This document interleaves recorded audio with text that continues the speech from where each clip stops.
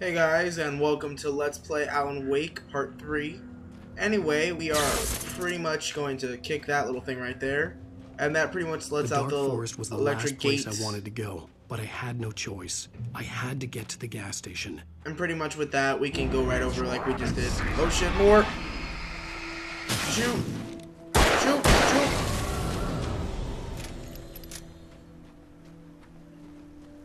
But yeah, I'm liking so far. This game's turning out to be pretty fucking awesome. The recording's coming out amazing.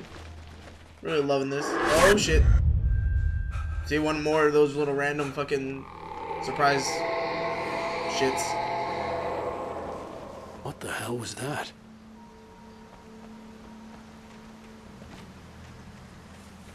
But yeah, guys, this is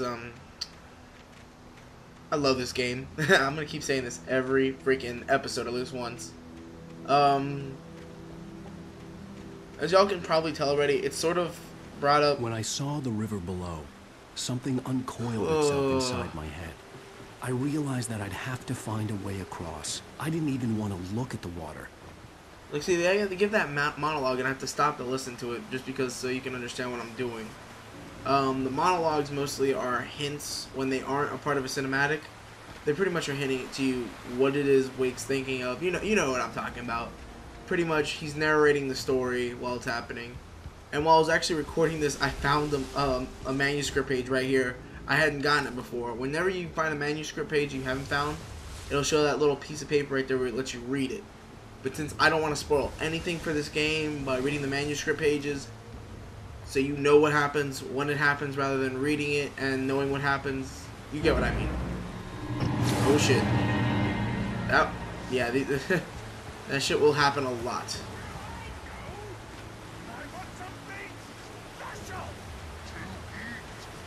Stucky was still out there, in the dark, stalking me. But yeah, the narration of it is freaking awesome. Just the whole tone of it just makes it into like this awesome TV show-esque mystery. It's like it's a mixture of Twin Peaks. Oh, and there's my friend Jay Paisley. He gets a little bit of a shout out because he decides to sign on right when he does. But pretty much, it's like a mixture between Lost in the way that they really never truly explain anything, and a mixture of the show Twin Peaks, which this game is really heavily based off of. Yeah, pretty much that's it. I mean, it just... Oh, there he's back on. He was probably updating when I was recording this, like updating a game or something, which normally happens. So there you go. You're in my video twice, dude. Was broken. I had to make my way up some other way. So pretty much at this area, first open this up. We get some revolver ammo, some lithium batteries, and our mission is to get that little crane thing that we just saw with the wood right up there, to pretty much come down so we can climb up there. There was no power. There was bound to be a generator somewhere at the logging site. And right here, I was trying to remember where it was, and then I remembered it was down here. Like I said before, we gotta turn on the generator here. It'll activate the crane. We'll be able to move those logs out of the way so we can climb up there and walk across that big gap. Okay, we got some more infected. Little fucking darkness bastards. And I got hit in the back, scared the shit out of me when I was fighting him.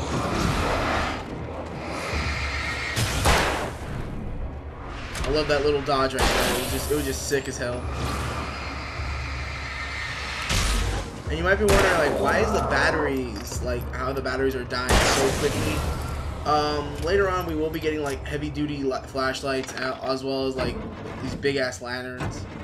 They'll let the battery life last a little bit longer and be a little stronger, but for now, we got the basic batteries with the basic flashlights, so, blah.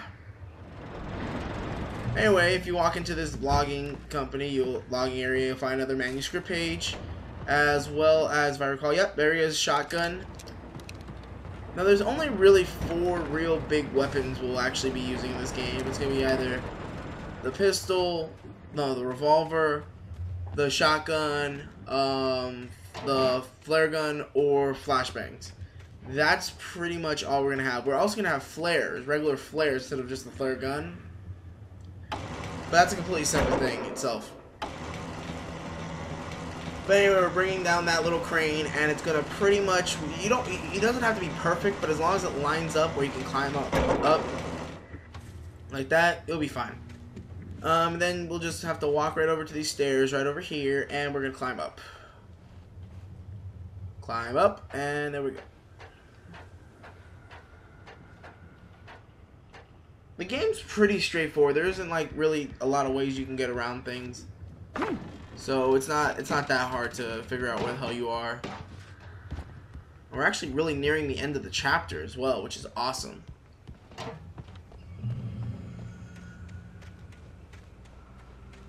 As you see here is a little thing of light. Gives us a checkpoint.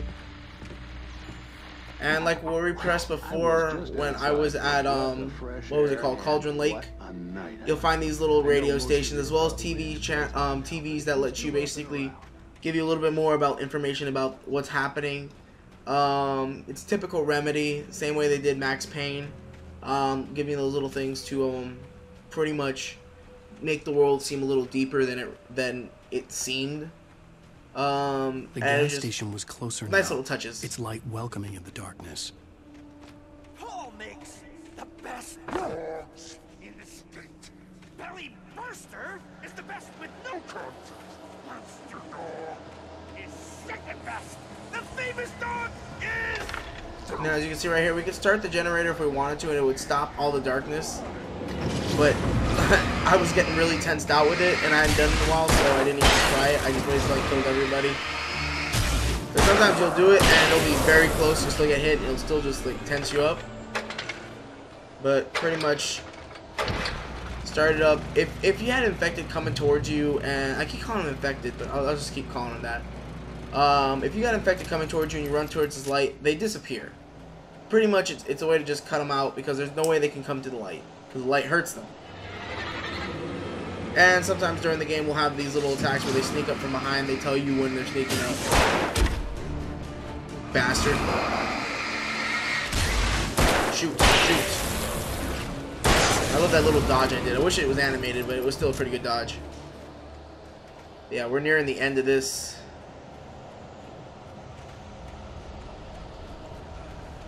As you can see up here, sometimes if they're hit off the beaten path, you can actually find the manuscript pages actually lit up the way it was right there. And if you run for long enough times, Alan Wake will be tired because he's a pansy bitch apparently. Anyway, let's open this up. We got revolver ammo, batteries, awesome.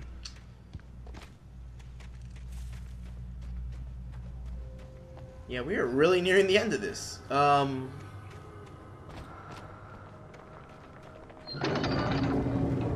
scared the shit out of me first time as well. Salad, no. A man like me needs a 16 meal. That's for the day.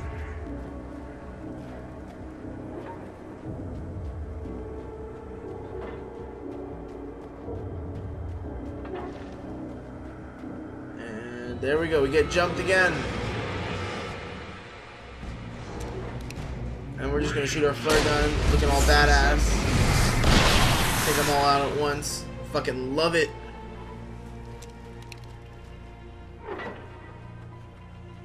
Flare gun is just such a badass weapon. And we're gonna grab the manuscript page, and then we gotta open up that gate, so we're just gonna go inside this building. We can find another shotgun, we can also grab that.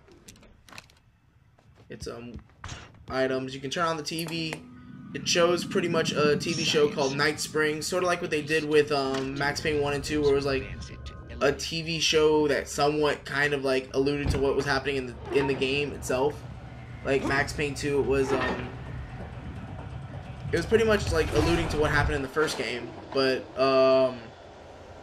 with different characters and everything.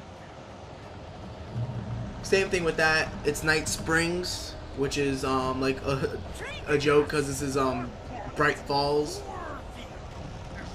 And what's funny about it as well is that Alan Wake actually worked on some shows, some episodes of Night Springs. So just ironic.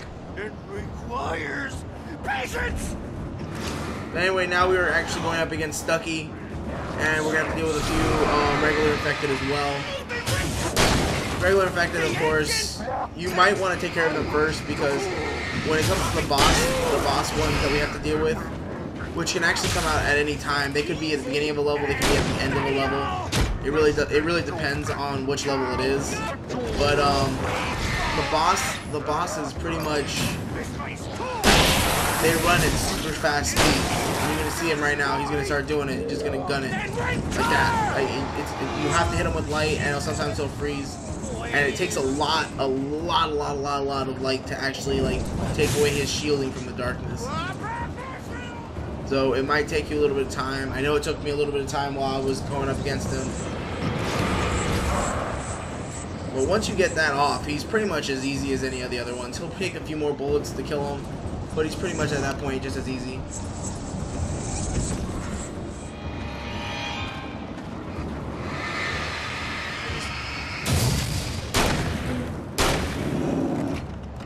Come on. There we go. And with that, Carl Stucky is dead. Stucky's body vanished, leaving behind only a lifetime of nightmares to come. Assuming I'd reach the lights at the gas station alive. And we get to the other side of that whole junkyard we were in, or wood yard, wherever it is. Open the gate up, and we're at the gas station. We're pretty much right there. We're not going to be dealing with any more infected up till now. I recognized the parade float I had seen in Bright Falls when I first arrived with Alice. I want y'all to pay attention to this, because this is going to give us a little bit more insight After of the what's happened. I just experienced in the darkness, the lights of the gas station felt comforting. At least for a moment, the sane world reasserted itself.